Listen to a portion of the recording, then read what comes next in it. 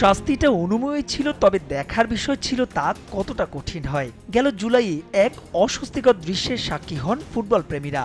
স্পষ্ট করে বললে 11 জুলাই ম্যাচে ব্যাংক অব আমেরিকা স্টেডিয়ামে উপস্থিত সমর্থকরা। একে তো সেমিফাইনালে হারের ক্ষত, তার উপর ম্যাচ শেষে কলম্বিয়া সমর্থকদের রোষানলে প্রিয় পরিবার। তাদের রক্ষা করতে গিয়ে ট্রাইকালার সমর্থকদের সঙ্গে মারামারিতে জড়িয়ে পড়েন উরুগুয়ের ফরওয়ার্ড দারউইন নুনিয়েজ সহ বেশ কয়েকজন, যা মোটেও ভালোভাবে নেয়নি south America football confederation CONMEBOL.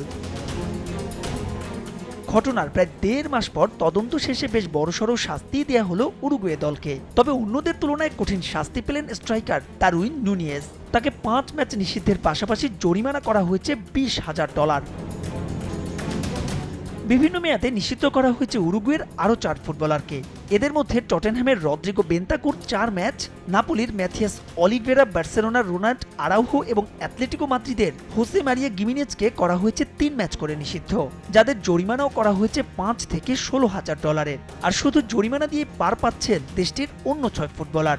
অর্ধেক পাউডারে দ্বিগুণ উজ্জ্বলতা, নতুন রিন অ্যাডভান্সড অর্ধেক পাউডারে দ্বিগুণ উজ্জ্বলতা। শাস্তি পেয়েছেন ক্লাব অফিসিয়ালরাও। এদের মধ্যে মার্সেলো গার্সিয়াকে স্টেডিয়ামে প্রবেশে 6 মাসের নিষেধাজ্ঞা দেওয়া হয়েছে।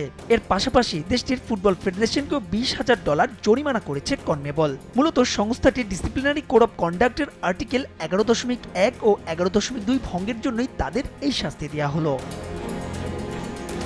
তবে ফুটবলার আর ফেডারেশনের এমন শাস্তির বিরুদ্ধে আপিল করার সুযোগ রয়েছে। সঙ্গে কনমেবল এও জানায়নি কবে থেকে এই শাস্তি কার্যকর করা হবে। তবে শুধুমাত্র কনমেবল আয়োজিত ম্যাচই এই শাস্তির আওতাভুক্ত থাকবে, অর্থাৎ ফুটবলাররা চাইলে ক্লাবের হয়ে খেলা চালিয়ে যেতে পারবেন। ফ্লোরিডায় আগামী রোববার প্রীতি ম্যাচে গুয়েতেমালার মুখোমুখি হবে উরুগুয়ে।